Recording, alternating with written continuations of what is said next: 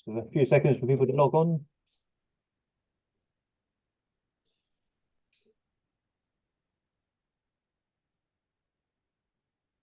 So, hello, welcome to our webinar, working with a digital version of a ship to improve performance. And we're sponsored today by Ascenz Marorka, a company that provides digital technology to improve fuel efficiency and reduce environmental impact in shipping.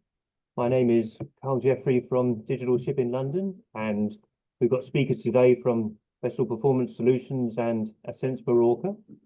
So the digital version of a ship, that's commonly known as a digital twin or a digital ship model. And we're going to talk about how this can be used to improve vessel performance and other areas of maritime operations, including technical management, commercial management, and daily operations.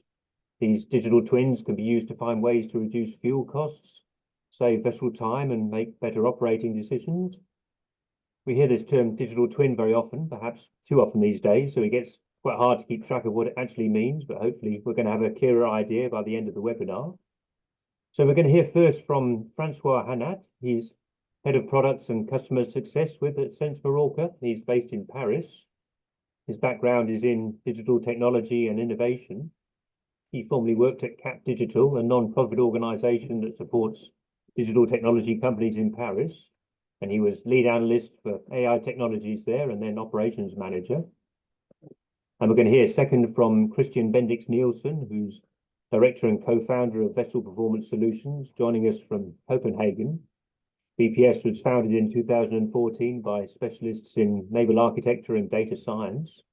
And Christian previously worked as a vessel performance analyst and as head of hydrodynamics department in Maersk Maritime Technology, which was the engineering department of AP Moller Maersk.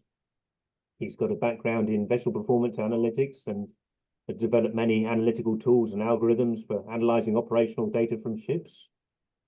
Ascenz Marorka and VPS are related in that in February 2024, Ascenz's mother company GTT announced the acquisition of VPS. So we're going to have two talks of about 15 minutes, then there should be plenty of time for questions. And you can put your questions in the Q&A box at any time, but we'll take them at the end. And I'd like to invite Francois to start his talk.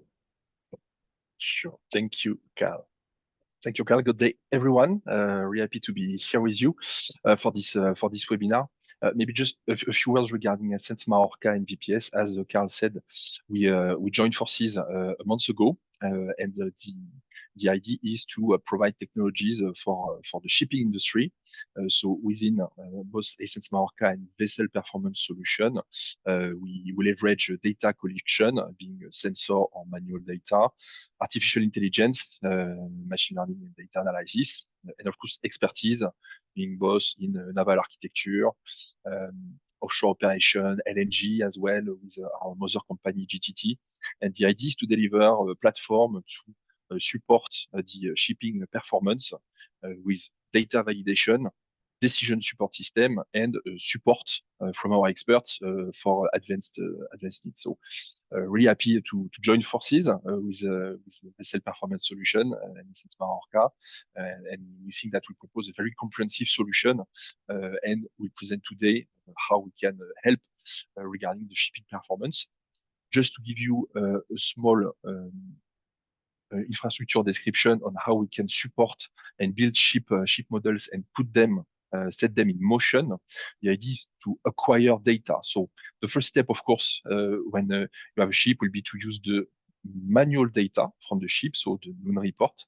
So for this, we have solutions that called the light reporting that allow to gather all those data from the ship. Is the first level, and it's crucial. And this one, you have to do it in order to monitor the performance and manage it, and also for the regulation. For some ships, it's also possible to install and acquire sensor data. So we have also solutions to install acquisition system on board the ships to acquire sensor data. So at higher frequency, when it's possible for maybe longer charter contract. And we can gather data from multiple sources on board. So navigation system, alarm and monitoring system. When it's this, we can also get the reports from the crew, which we will pre-fill from the sensor data to save some time for the crew. But in both cases, the idea is to transfer this data securely to shore in our online platform where we'll propose different tools to assess the performance of the ship, meet regulation requirements, also weather routing module that is embedded in the platform, and many other modules. I will not describe all of them.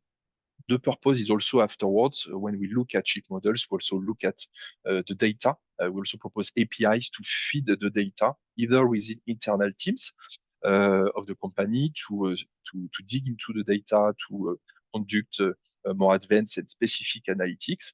But you can also share data with your ecosystem, so your customers, your partners, securely, because data can really feed and nurture relationships with your ecosystem. So what is at stake, in fact, when we talk about ship models? The challenge is really the cost around the shipping. So today it's mainly the fuel cost. So this is estimation from the IMO. So the annual cost of fuel is estimated around $100 billion USD. And in fact, when we look at each percent of savings you could bring, it's very quickly leads to actual savings, in fact, and this is only for the fuel. As soon as we say 1% of savings per ship, by taking different hypotheses listed here, but it directly will give you a 10 to 17 K USD per year per saving. So this is for 1%. So the more you optimize, of course, the more value you can generate. And this fuel cost, or for today, but now with the new regulation, especially EU ETS, the cost of CO2 emitted is not yet included. So you have also to include the savings in terms of CO2. So the purpose is to see how digital twins or ship model, indeed there are many words around this, but how those digital twins can help tackle this potential of savings for the shipping players. So what we propose for this webinar is to illustrate you some technical solutions and to illustrate them with use cases on how we can leverage those ship models to tackle the potential savings we just mentioned. So 3 steps: the performance management, which will be more the monitoring, the trending, benchmarking ship between them, and the feedback loop on the wide fleet level, and on the long term to have a continuous performance management system for technical teams, but Christian will present this to you very well.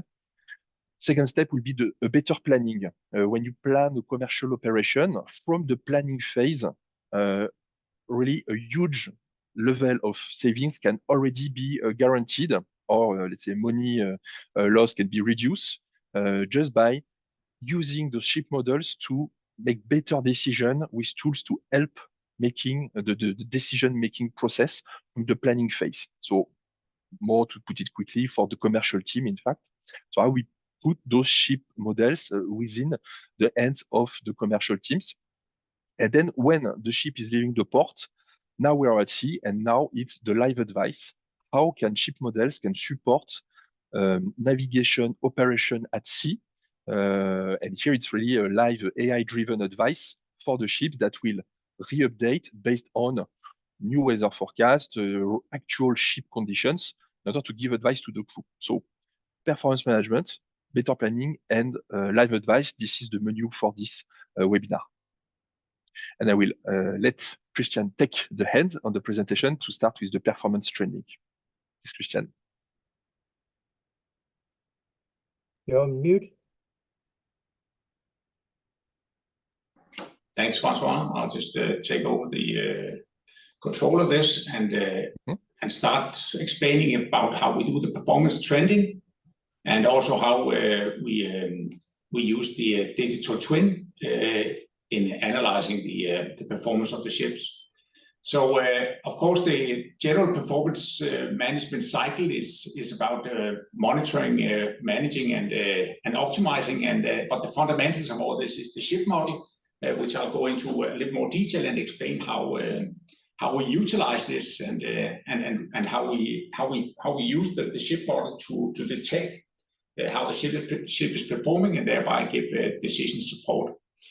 The fundamental parts of the performance monitoring is related to the hull and propeller performance, because that's really where the biggest deviations in performance is seen over time, how the added resistance of vessels increases, and how you can manage that using the digital twin. So I've made a short illustration here of how we utilize the digital twin and how that is used to predict the vessel performance. So when we get data from the ships, you can normally determine the propulsion power of the ship either with a torsion meter or using the main engine fuel consumption, and somehow converting it into the power that's used for the propulsion. And at the same time, you have the ship's speed, which is normally obtained using the speed to water. So correct for the current to see what speed the ship is making good, and thereby how much speed you get from the power. But the measurement from the ship will normally include the environmental impact. So we do a weather correction of this environmental impact to get a calm sea prediction of what the propulsion power would have been if it was in calm seas condition. And that's done through modeling of wind and waves and also seawater temperature. And often we utilize AIS data and the hindcast weather for this, because this is the most accurate methodology of applying it. For all the ships, we have a baseline model, which is obtained normally during sea trial. So that's the condition of the ship in its prime. So when it's delivered from the yard, and when we have measurements, and we have a baseline for the ship in all conditions. And the offset between the baseline and the measurements is the added resistance.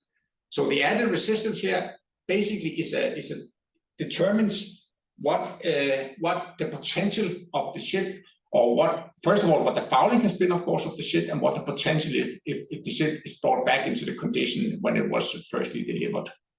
So this added resistance can be trended over time and can then be used to make decision support, of course, on what should be done to the ship, but also to do more commercial decision support, as I'll get back into it. So when we trace this added resistance over time, we can see that it grows over time. Normally it starts around 0 when it comes out of dry dock, and then it grows over time. And between cleanings, hull cleanings or propeller polishes, you can sometimes see improvements. And then you can link that with the data, of course, and see how it grows. And you can use, of course, this trending first of all to determine how the vessel is doing right now. So you can have a good speed and consumption estimate of the ship, how it's doing right now. But you can also identify what is the potential if the ship was brought back into its best condition. And finally, of course, you can use the trending to determine what is the quality of the paints, because the slope of these predictions will give you an idea about how well the paint is performing over time. With this little animation, you can also see that we try to highlight the idle periods, so they can be enabled. They will be enabled here. So you see that the red marks here is when the ship has been idle, and sometimes you can see a good correlation between the idle periods and then, of course, an increase in dry dock, depending on where it's been idle, how long it's been idle, and of course the conditions around the idling, especially of course the seawater temperature. So this is sort of the link between the raw data, the ship model, and then the performance side of things. We link it, of course, with the main ship events, so the dry dockings, the propeller polishes, hull cleanings and retrofits, and of course the ship operations side. So all this will give a good estimate of what's the potential of improvement of the ship in the condition I'm in right now, but it'll also give decision support, of course, to commercial decision support, either to a planning of a container network or for transport shipping for bulkers and tankers. Estimations help give estimations of actual fuel costs. I'll just try to move on here. So when we look, one too many here. So when we look at the overall view of a fleet, well, then we can use this assessment of the added resistance on the individual ships to determine on a fleet level what ships are doing well and what ships are not doing well. We will come back a bit later to this mix of high frequency and new data, but generally, of course, if you have high frequency data and sensor data systems, you can determine the added resistance with a better certainty, and you can enrich the new data with a more certain predictions, but it also the fundamental methodologies works on both data sources. The example we have shown here is an illustration of how to get a fleet overview. So this will show in months since dry dock and added resistance. It will show the fleet composition and show how high the added resistance is for each ship. So somehow it will show the offset of each ship compared to its baseline. And when you link it as a function of the period into the dry dock, you will of course quickly find out that you have a decay of the fleet in average, and you will have some ships that are doing bad, where you in average have a high added resistance, and some ships that are doing well with a low added resistance. So the idea of the fleet overview is to give you a quick access to determine what part of your assets, what part of your fleet should be given special attention. Where should I focus my efforts, and which ships should I do something about? We also have other modes of displaying the data. This is with the big bubbles, and the bubbles here indicate how much is the monthly fuel consumption of these ships. So if there's a link with a ship that is lying up here with a high added resistance, but also with a big bubble, it relatively speaking is using a lot of fuel consumption, and therefore you really need to focus on it. Of course, if it's lying up here with a high added resistance, but at the same time is idling and not using a lot of main engine fuel consumption, well, then it's not, of course, so necessary to do something about it. But if you plan to activate the ship soon, well, maybe you should think of cleaning it when it's looking so bad.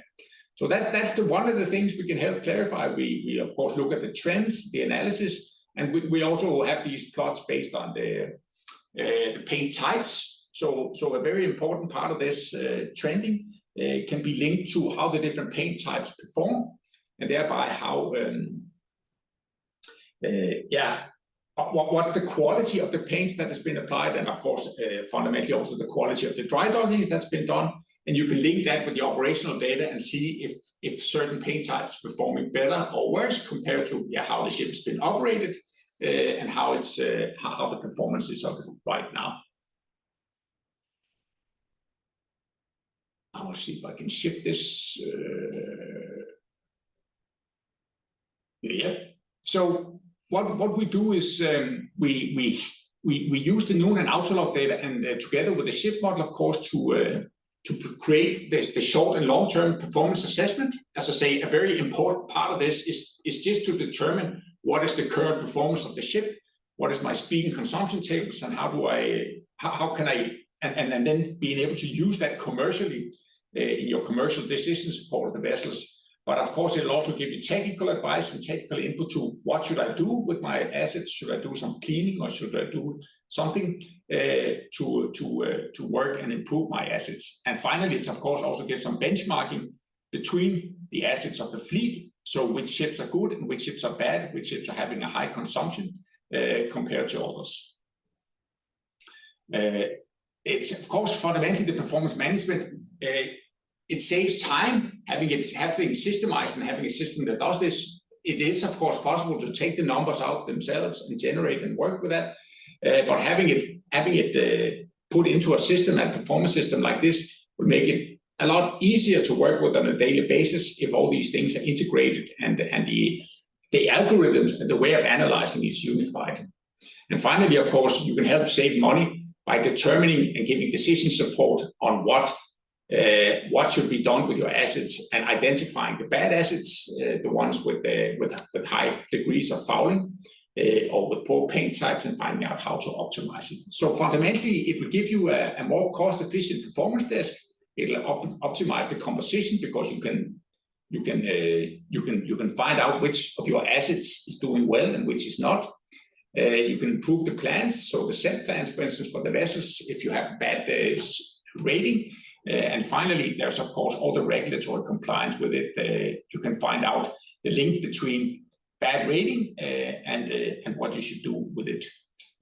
We also have an EU ETS framework now in place, where you, of course, on a voyage basis, often have to determine these CO2 costs and their allocations, and all this is handled in a systematic way if you manage that properly. Let's see. So what I'd like to address as well is the ability to add the crew into the loop. So one thing is that most of this performance management is, of course, based on the ship having to report data into a system. It's probably less than 10% of the world fleet that's covered with a high-frequency data system. So at least for 90% of the world fleet, you rely on data reported by the crew. But if you never give the crew access to finding out what we do with the data or how we analyze it or the importance of the quality of data, you will not be able to improve that process of the data collection.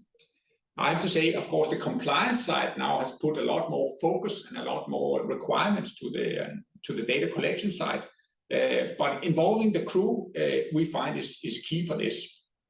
The crew is not normally responsible for the hull performance in general.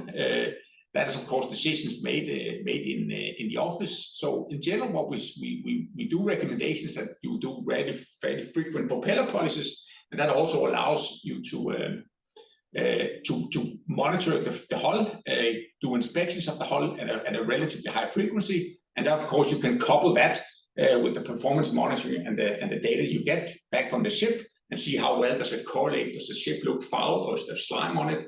And you can correlate that, of course, with the data and analytics.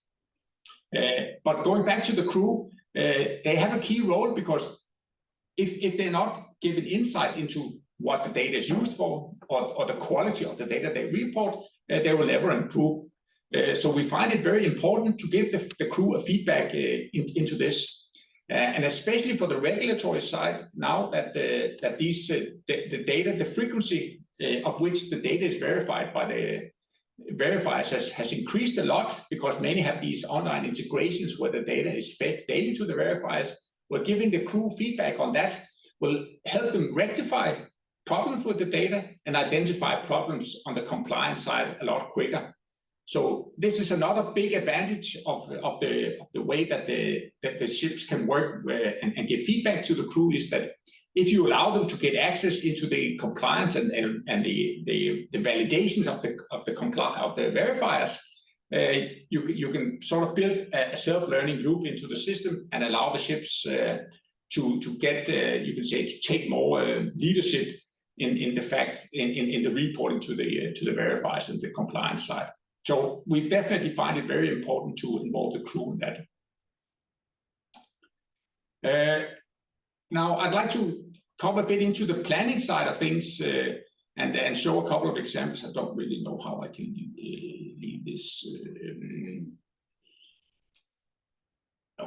Okay, anyway, the planning side here is that we have a couple of modules that I'll introduce. I'll start by explaining how the scenario simulation works and how that can be utilized to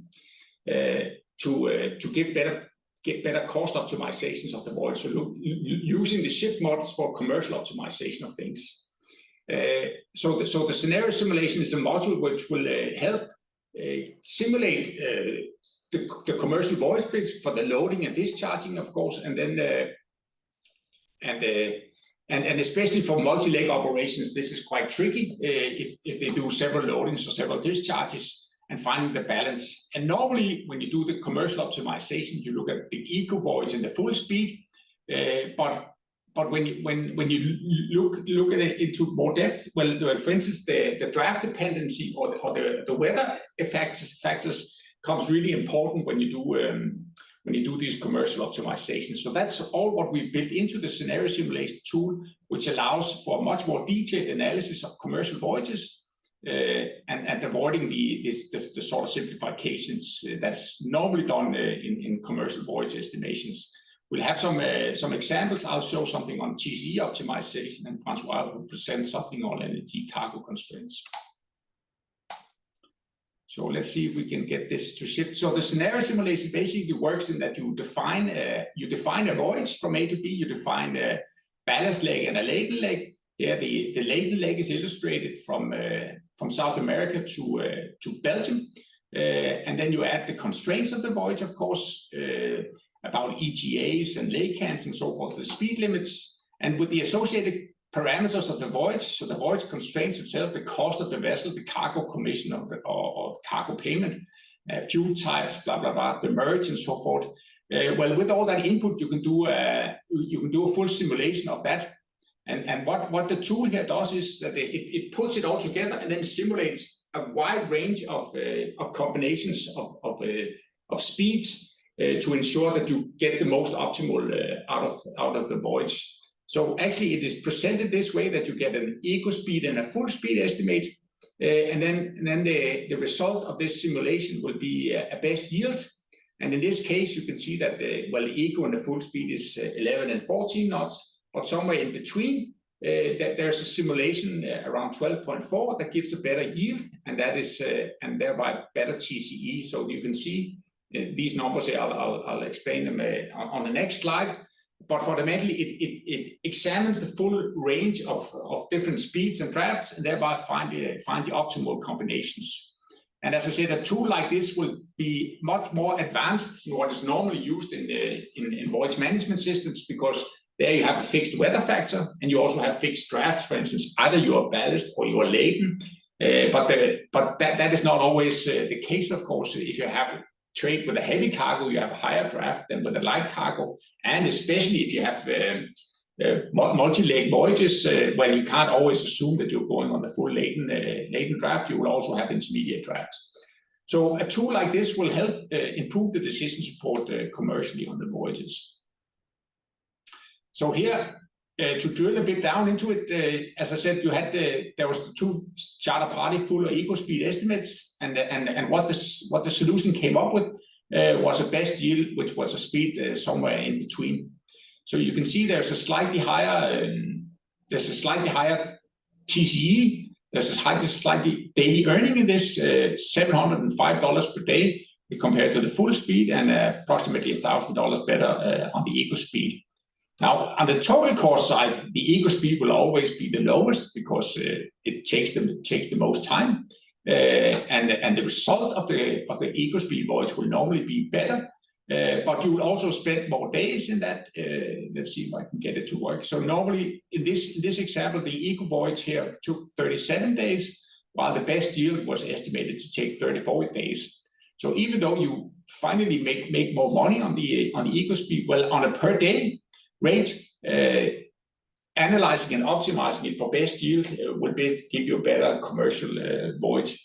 And of course, this will also give a different impacts on the CII or other compliance parameters, which is of course hard to quantify. You will see how it impacts on the year to date, and again you will see that you get the best and the lowest AER on an eco speed voyage, but often there's of course a trade-off that you can remain within the same boundary of the CII, and therefore you get a better commercial voyage out of this, if you of course don't jeopardize and violate the rankings of the ship. So this is another example of how you utilize the ship model together with more advanced algorithms for simulating voyages, and can use that for commercial estimations of voyages. So I think I'll hand it over to you now, Francois. Yes. Yes. I think I'll just exit here. No problem, no problem. I will take it from here. Thank you, Christian. Thank you. So after the scenario simulation, we wanted to present you another use case of how a digital twin can be used. This one is specific to the LNG segment. When we are talking about LNG carriers, they have a very specific aspect, is that the cargo is also the fuel. So when you plan a voyage, you have also to anticipate for each scenario in terms of cargo, what will be the context. For an LNG carrier, they will load a cargo with a given temperature, and they will have, which is cryogenic, so minus 460 degrees. And when they will discharge the cargo, the arrival terminal will have some constraints, saying the cargo should not be too warm, should be in the limited scope of temperature, or pressure, depending on terminal. But it's really something interesting with LNG carrier. As the cargo is also the fuel, as soon as you plan, you have also to anticipate what the cargo will do. And in fact, it's not what the cargo will do, is what you have to do to keep the cargo in the correct discharge requirement from the terminal. So from this, we have to model, to extend, in fact, the ship model. So we keep, of course, the propulsion model. We have also the hotel load for the diesel generator. LNG carriers, they have a gas combustion unit to burn the extra boil off. And more, they have some active system, reliquefaction plant, subcoolers, etc. This is to take the gas, evaporated gas, we call it the natural boil off, to take it, and as it's too much versus the engine's requirement, let's reliquefy it by, in fact, consuming additional fuel for the DGs, but in order to save the cargo. So in fact, the purpose of this ship model is to be called with two things: a discharge, let's say an ETA first, because LNG carriers in general, they have to respect very defined, precise slots at discharge terminal, and they have also to respect this cargo constraints at the discharge. And that was a use case we did for a charterer. They wanted to help their commercial team to identify what will be the consequence in terms of loss of cargo, depending on two things: the speed profile. So on the same route for this trade, the US-France, on this route, test different ETA that led to different speed, in fact, or average speed here, and also different temperature constraints at the arrival port. So that's the heat map. And the idea was also to check. So you see the different temperature tested, and to test it based on the equipment available on board. So in that case specific, if the reliquefaction plant was working or not working. And in fact, it allows them to build some heat map like this to know, based on a specific speed I choose, so specific ETA slot and a specific constraints, should I fight for negotiate with the discharge terminal for a slightly warmer cargo? In fact, and are you fighting for 10 cubic meters or 100? And the extreme value of those heat maps in terms of cargo value represent 300K USD. So of course, all terminals do not present the same flexibility. But this is an example where you combine the propulsion model with, in fact, a thermodynamic model based on the change of thermodynamic state between departure and arrival. And what do you do at sea? Do you use an active system that will impact the cargo and to have a consequence either in terms of evaporation? This is for the crew to know how much they have to evaporate to meet the requirement, or for the planning team, in fact, what is the order of magnitude, the sensitivity around this thermodynamic property, which is very hard to manipulate and to do a computation by just by the head without tools. With this tool, this ship model, you can really call it with different speed profile and thermodynamic constraints. So it's an extension specific for LNG, maybe not interesting for all of you, but this is the typical things that Ascenz Marorka and VPS are doing and will continue doing to combine the propulsion ship model with also LNG models when it comes to this particular segment. The last part of the presentation is to mention what we can do when the vessel left the departure port. And here with the live advice is to see how we can support the crew to save fuel. Two main use cases. The first one is the machinery. So on board, the ships in general have multiple diesel generators, so auxiliary engines, to deliver electricity for the hotel load for the ship. When we say this, in general, you have multiple groups of engines, not the same maximum power, not the same MCR. And each individual engine will have its own specific fuel oil consumption or efficiency curve. And the idea is to have those efficiency curve to look at every moment. Based on what the electricity delivered currently by the DGs, is there another way, a better way to generate this electricity, but that will save some fuel? And that's the use case which is here. When we say the left section, the red part, at this moment, we highlight that there is a deviation or at least room for improvement for the DG operation. At that time, the ship has the three DGs running. By looking at this, the short team, if the crew missed it, because sometimes we have system on board that can help the crew, but if you do not have a system on board, as said Christian, most of the ship have only non-report, but from there, you can also help the crew to say, be careful, please review if the DG usage is efficient. Assessing this before and after, so they turn off one engine, and the estimation conducted with the user of this module was that for both maintenance cost, because having an additional engine will lead to maintenance cost, so operation cost, plus the fuel cost. So if you take into account both maintenance and fuel cost, it leads to a $350 per day that can be saved or that are lost in case you are running too much DGs. So this use case is really on a with a specific user.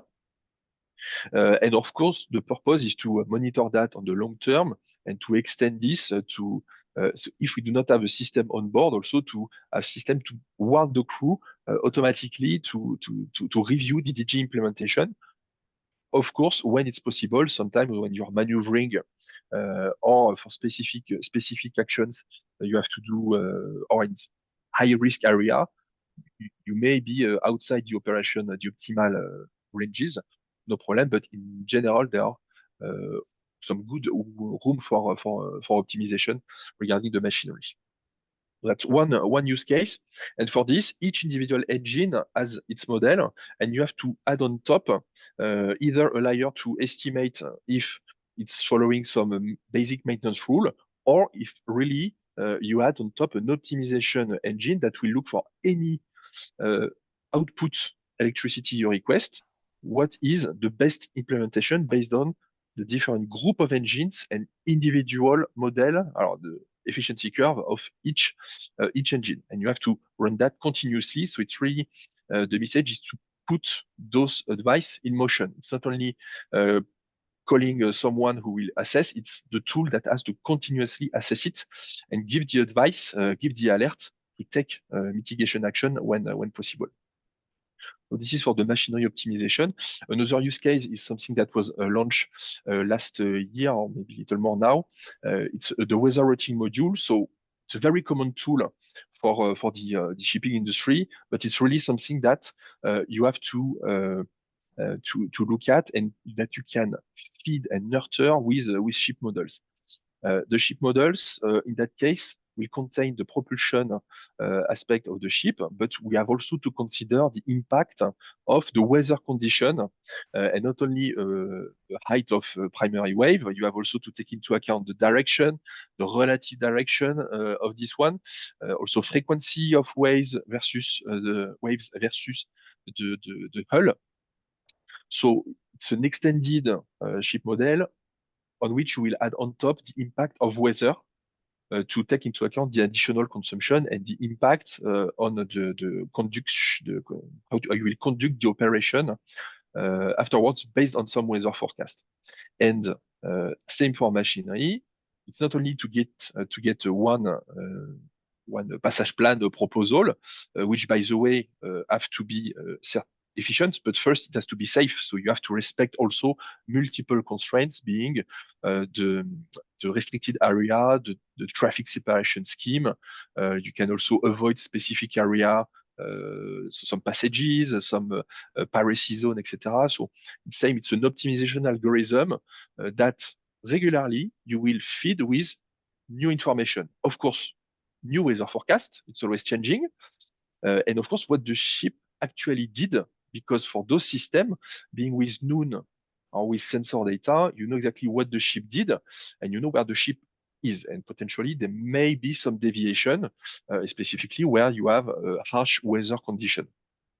But really, this optimization module, configured with the ship model, enhanced with the weather impact on the ship performance, that you will set in motion regularly. You can update once a day or more based on the availability you have to assess the update and potential new routes that could emerge with the new weather forecast and with new savings. It's really what we are achieving, a tool fed with live data from the ship and the weather, and also with the actual condition from the ship to always look at potential on the planned route. Is it still okay? For instance, if you have a maximum wave height at 6 meters, if with the new weather forecast, it's now 7 meters, maybe the master will want to rebuild a passage plan. So that's the first rule. And the other is if you are trying to save fuel cost or daily cost or just distance, you can always look in parallel. Is there a new optimized route that should be considered because based on those new parameters, actual and prediction, weather prediction, a new opportunity appeared. So on top of this module, this is some use case we had with the team. Because on top of this system, which is a standalone, we also have a fleet center that can support masters into defining so safe and efficient passage plans. So this first use case was a combination to avoid a storm.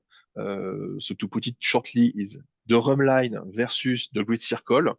To avoid a storm, a competitor provided a rum line route, so it's extremely safe, but it's really not efficient. While in fact, if you try to always respect the maximum wave height set for this ship, which in that case was 6 meters, is there an opportunity, an alternative that is more efficient? And in that case, yes. So it's really, let's not take the simplicity with Rumline. Let's leverage all this information we have today, and it's really powered and driven by the accuracy of the ship model to always meet the safety features, the safety limits of the ship, but to also keep on top of it a target of fuel savings, so fuel or overall cost, if you have also this to take into account. So here it was this case was so roughly 40% saving for this one, because indeed the rum line is never rarely the good approach. Another case, with the deviation point set by the master, in fact, within the Atlantic. So you can find alternative routes from so the routes planned from the vessel in green and the one that we planned in yellow, so slightly more GC as well. So in that case, less percentage than the previous, but still percentage of savings that can be leveraged. And again, here you see it's really a matter of respecting the constraints. So always the RTA, required time of arrival, and if any deviation point, and potentially safety specific areas such as the NAVTEX, when you want to avoid the NAVTEX.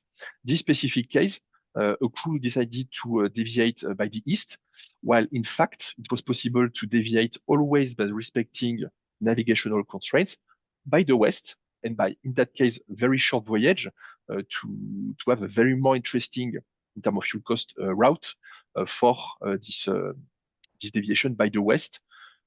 So always challenge, and in fact, it's a matter of giving the right tools to the people, because we may want to reuse a route from that we use from the past, but always check if there is a possibility with all this power driven by accurate ship models and also tool we put on top to help making the decision with the optimization engines. That was the last use case, and to leave time for the question, sorry, took some time. The idea is really to try to save fuel and CO2 by leveraging those ship models. And as we said, on the long term, before the commercial operation and during the operation. So feel free if you want to engage the discussion, now or later, regarding how to leverage the data that are available, manual, of course, and potentially sensors. And as said, Christian, it's possible to work clearly and smoothly with both, and to find a good methodology to implement based on a specific segment you have. from the shipping industry based on specific contract types. You may not have the same flexibility. So we are open to pilot such solutions, to demonstrate and pilot such solution on your use case, and to potentially adapt if your use case is in fact a silent issue that a lot of people have. We're really looking to adapt and make them make our solutions improve for this. And to complete, really, that's why Ascenz Marorka and Vessel Performance Solution teamed up, is to deliver those features, advanced feature, precise feature, to help nurture the decision. And this combination allows to have something very comprehensive.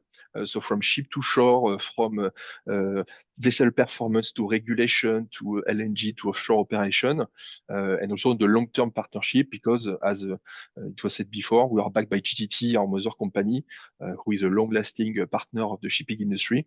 So yeah, we're here to help, and feel free to reach out now or later. Do not hesitate. Thank you all. Well, thank you very much, Francois. So if you'd like to stop the screen sharing, and we'll go into the discussion session. So there's five questions in the Q&A box already. Oh, you've turned your camera off. Yeah, sorry, wrong one. Just a question for me to get going. So the specific innovation here. So I thought we've seen these things before on individual systems. So we've seen route planning before, we've seen ways to optimize liquefaction before, we've seen vessel performance systems before, but maybe this is the first time we've seen it as one whole model doing all of these things. Maybe for Christian, because you've got background in shipping, is this how, this is a specific new development, do you think, so people can understand? Yeah, I think it's hard for us to claim that we're the only ones doing this full integration, but at least I think the aspect regarding the LNG vessels is of course relatively new to the industry, and it's not many places where you get like a full integration, so that the ship modeling side, the performance side, and also the weather routing speaks well together in a system like this. I wouldn't claim that we're the only ones who does that, but at least that's one of the benefits of joining forces, is that we can integrate this much better and give much more consistent decision support to the clients related to this. And of course, as I said, the LNG side is to me new, coupling it this way. Yeah, so how does shipping company use this in practice? Because normally different departments might have their own software, but now we've got a software model that multiple departments are using. But I guess other companies like Amazon and Walmart, everybody uses the same software system. So perhaps this is where shipping needs to go, isn't it? I would also say there's quite a big difference when we meet clients actually on how their integration works. So some actually have very advanced IT departments where they host a lot of stuff, do a lot of modeling inside, and then use external systems through APIs to get components of that.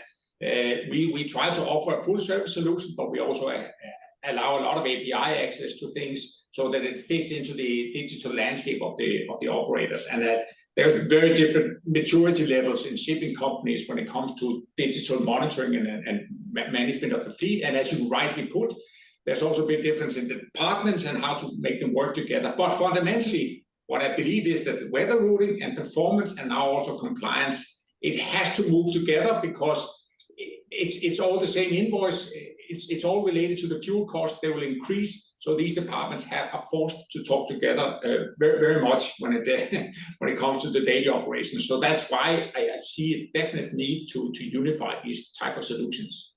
Yeah, very good. Okay, so if we go to the questions, so we've got two people asking lots of questions. So I'm looking at your LinkedIn pages, Julio and Cedric. So Julio is Technical Director of Core Power, which does nuclear power for ships, and Cedric is a Maritime Decarbonisation Advisor with Sealer based in Nantes in France. So if we start with Julio's question, we're getting a bit technical, so maybe this is for Christian again. So shipping does the system capture actual environmental conditions, because you can't use hindcasting?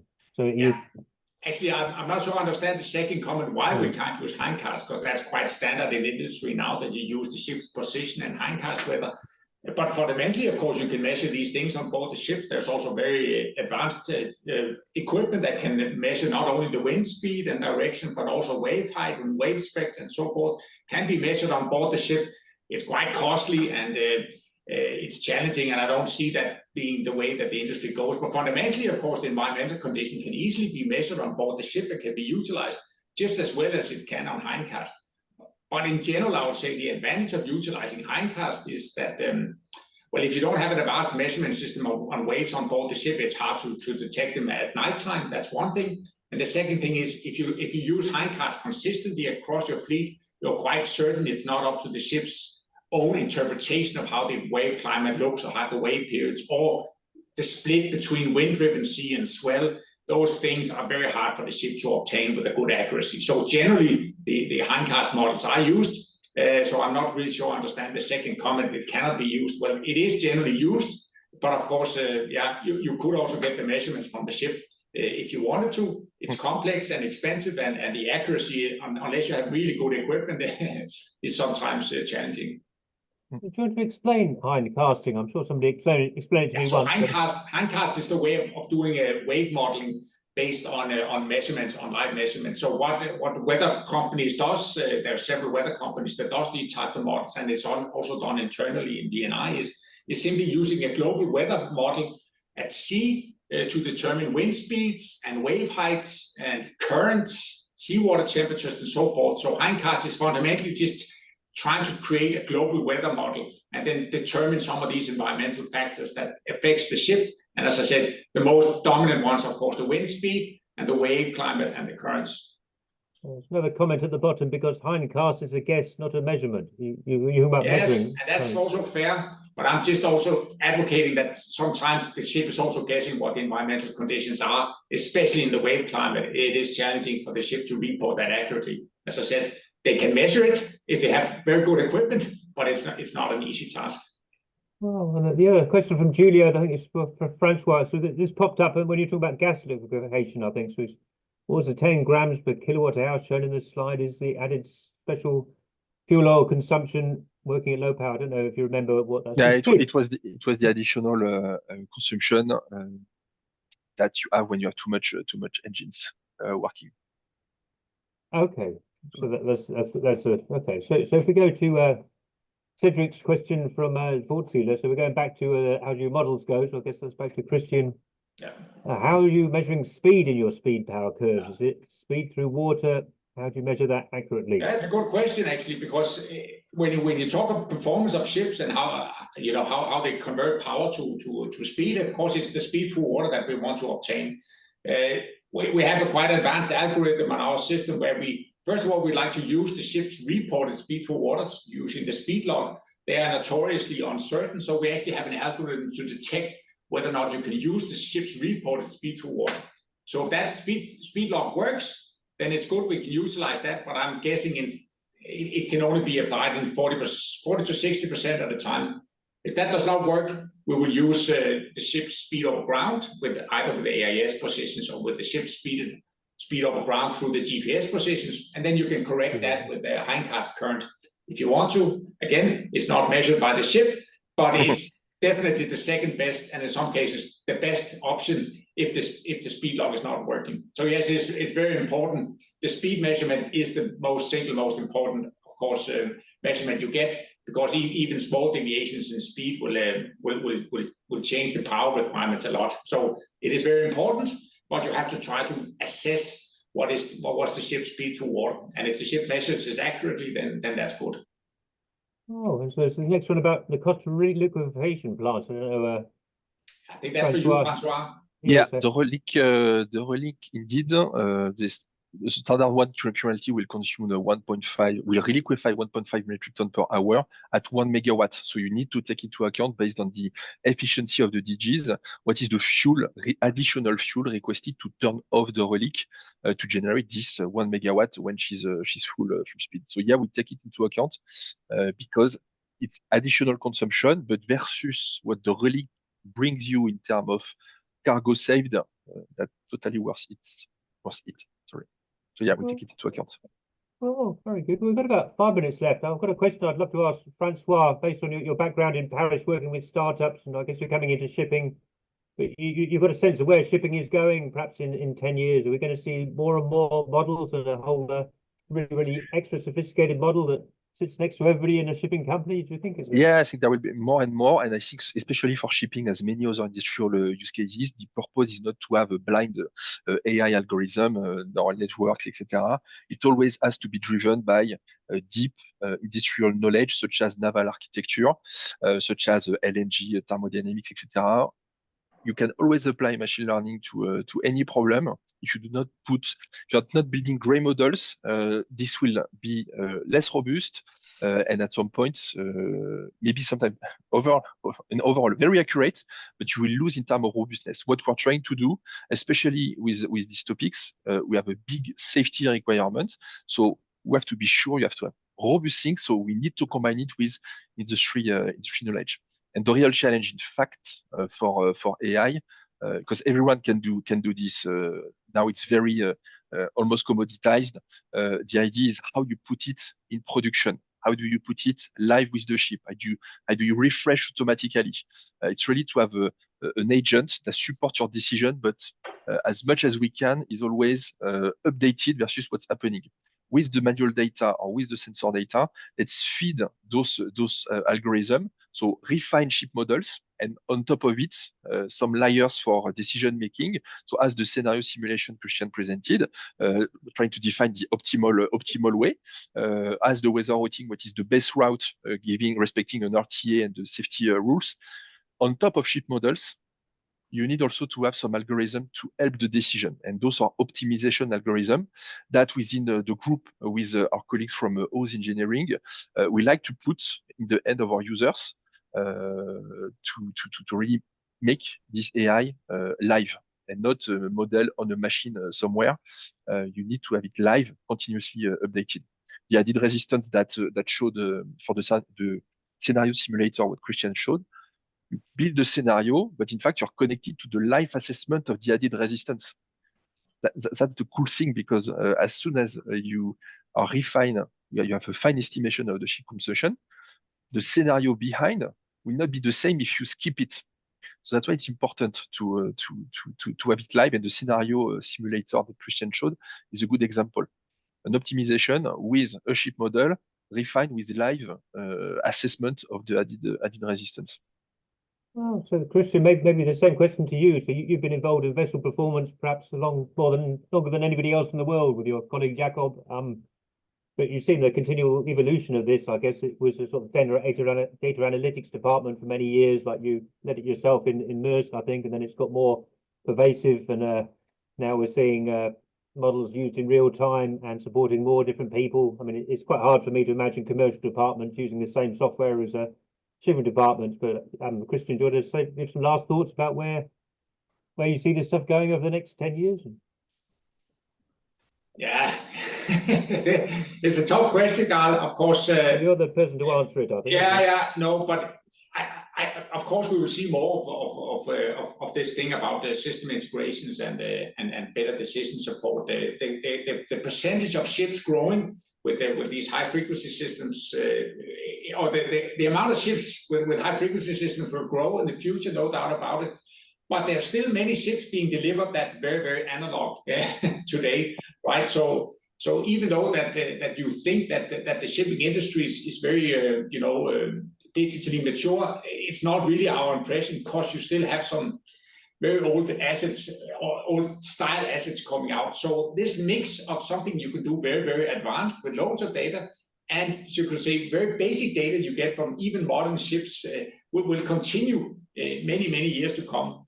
I think the drive for compliance, in our opinion, has changed a lot, because this thing about the invoicing and the new reports now become basically an invoice you write to yourself, because it determines your CO2 amount and thereby the taxes of CO2, at least in the EU. But that is also something that's really going to change the industry to create more transparency, and it's going to be harder and harder to report bad numbers. So the data quality will increase. The scrutinization of data will increase. The system integration view on things will definitely increase. But the shipping industry is not a digital first mover. I think I have to say that for certain. You see new cars coming out, they very quickly adapt to the modern world. That's not how we see the shipping industry. Still still very basic designs come out. So it's a very broad span, and it's not you can't always go for the high-end solutions everywhere, because the shipping industry is very conservative, and the good means, because fundamentally they're here to transport goods from A to B and not provide data to data analysts. So it's a very diverse market, and it'll keep being diverse, I believe, in the years to come. But I think the regulatory requirements will force shipping companies, operators to improve the data quality, and thereby allow for more these type systems that we see to work and be able to predict and help the clients to get an overview and optimize on the fuel side. Well, I don't think we could have been doing a webinar like this 10 years ago. I think there's been a lot of change, and maybe going pretty fast, I suppose. Even if it doesn't feel like it sometimes. But yes, come to the end of the time now. So that's the end of the webinar. Thank you very much, Christian and Francois, and best of luck with so thank you very much to our viewers. And our next webinar is on May the 7th from Opsea Log. We're going to hear a case study from the offshore support vessel sector about fuel efficiency. So enjoy the rest of your day, and thanks for joining us. Cheers. Bye-bye. Thank you, Alex. Have a good day all. Take care. Thanks.